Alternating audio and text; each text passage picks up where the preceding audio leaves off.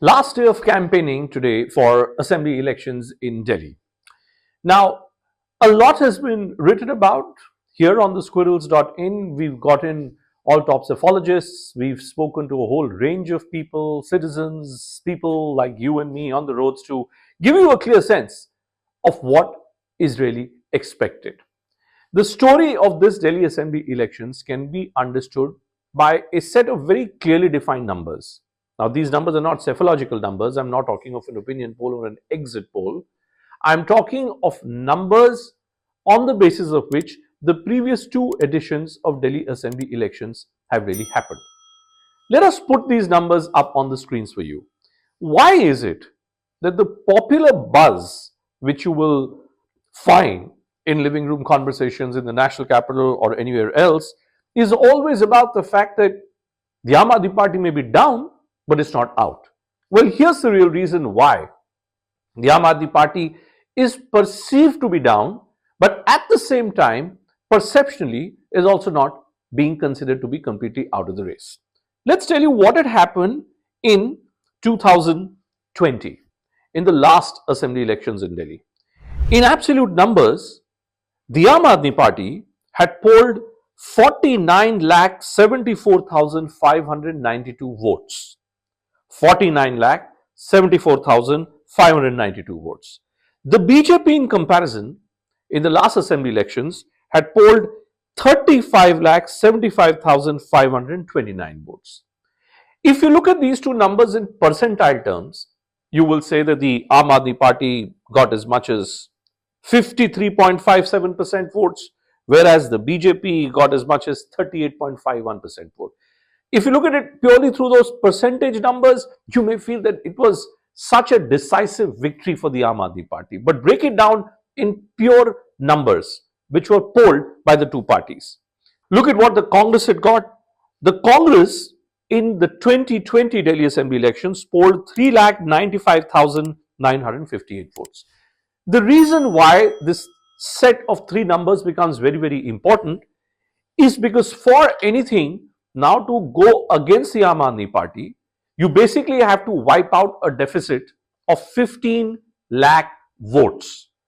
In a state like Delhi, where the overall electoral base itself is to the proportion of somewhere around 1.3 to 1.4 crore voters, you are basically saying 10 percentage votes have to shift away from the Aam Aadmi Party, and it has to then go either to the BJP or to the Congress Party.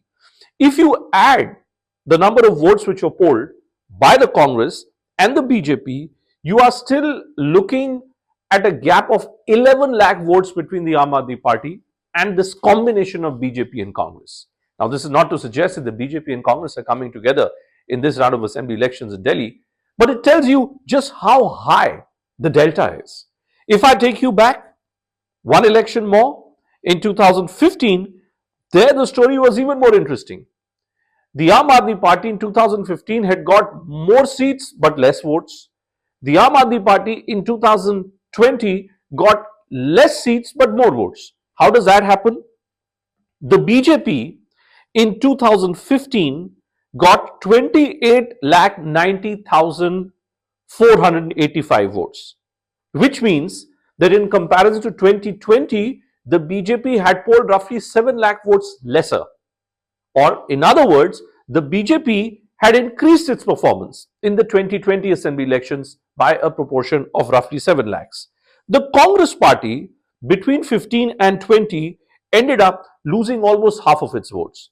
In 2015, the Congress had polled 8,66,814 votes, which totals up to 9.65% of the overall votes polled, whereas in 2020, it only managed to get 3,95,958 votes. The Aam Aadmi Party, in 2015, it polls 48,78,397 votes. That's 54.34. Let me repeat. In 2015, the Aam Aadmi Party polls 48,78,397 votes. Whereas in 2020, it polls 49,74,592 votes. So it polled 1 lakh more votes in 2020, but its seat share came down. That's the story of the national capital. Bipolarity. the more Aam Aadmi Party and the BJP end up converting it into a bipolar election, the more the possibility that the party which ends up getting higher on the overall votes polled may actually end up being a beneficiary of a disproportionate number of seats. Now, this story in 2025 can only change in three scenarios. The Aam Aadmi Party has to come down by a minimum of 7.5 lakh votes, which means it has to lose its margin in terms of overall votes polled by at least 50%. The BJP, on the other hand, has to go up by a minimum of 7 to 8%, which means it has to go up from 38 lakh votes polled up to 45 lakhs or nearabouts. The Congress, what does the Congress do? It has to, at the very least, attempt to double its tally.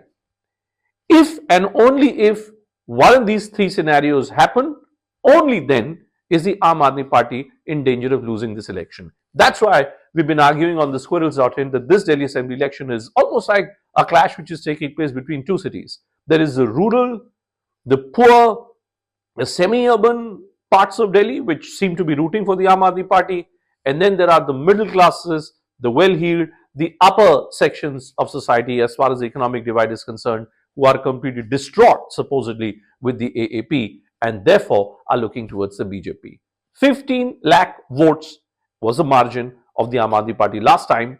Can it really face a scenario where it ends up facing a complete wipeout, or at least 50% of this wipeout? That's the X factor. This is an election.